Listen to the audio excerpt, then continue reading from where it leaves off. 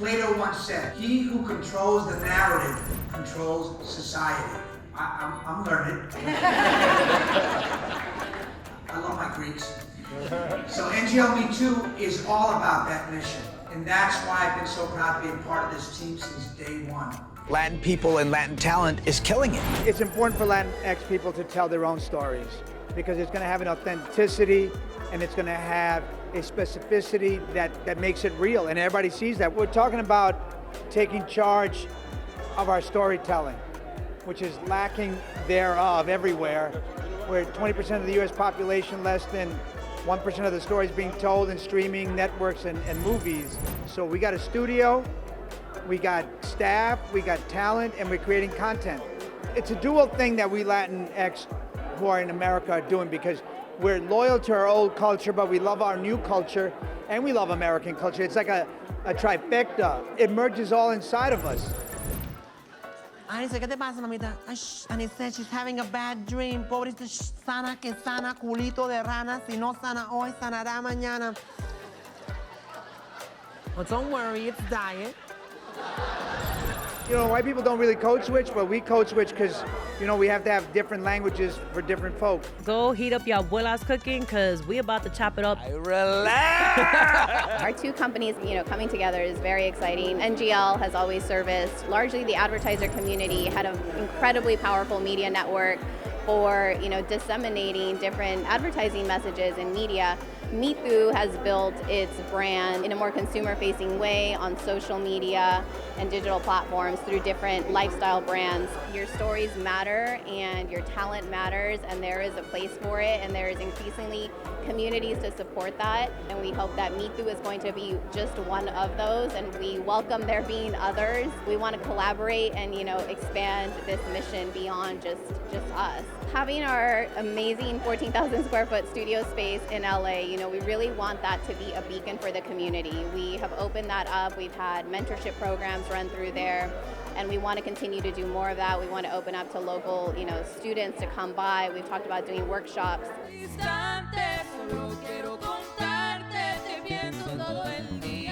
I consider myself in that same generation, right? I was born and raised here, spoke Spanish first, but as soon as you go to school, English takes over, you become English dominant.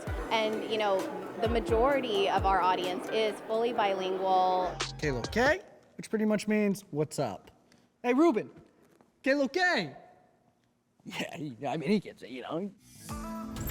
What made Mitu so special in it finding its niche was that it was not about you don't fully belong here because you're a little different, and you don't fully belong there because you're a little different. It was like, no, you can be 100% of each one. You fully embrace it. You're a 200%er was, you know, the term that became coined by Mitu, so that it's an additive thing. It's empowering. It's not something you have to hide or suppress. There is something so special to holding on to that culture.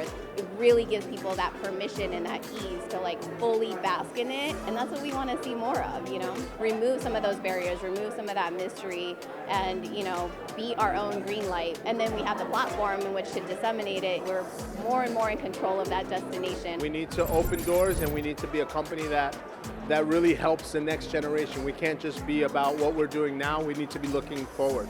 It's about not giving up and really having a clear goal and a dream that you can strive for, and that's the kind of advice I give when I speak to the next generation of younger filmmakers. I always just say, half of it is not giving up and just sticking around, and then of course the rest of it is talent and luck and a little bit of this, but it's a lot of hard work is really the secret formula. There's no shortcut to that. This is not about excluding other people or doing it at the detriment of others. We want everybody to celebrate, and we want everybody to have their own kind of community shine. It's just for us, this is what we're doing to make our Latinidad shine. We have our own projects and things that we're greenlighting now within NGO Me Too, and I think this is really only the beginning. We Latin people in this country are the oldest, largest ethnic group in America.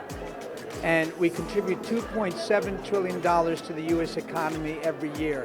And yet, we're not in the corporate boards, we're not in boardrooms, we're not in executives' offices, and that needs to change, and it needs to change now. And that's what we're advocating for.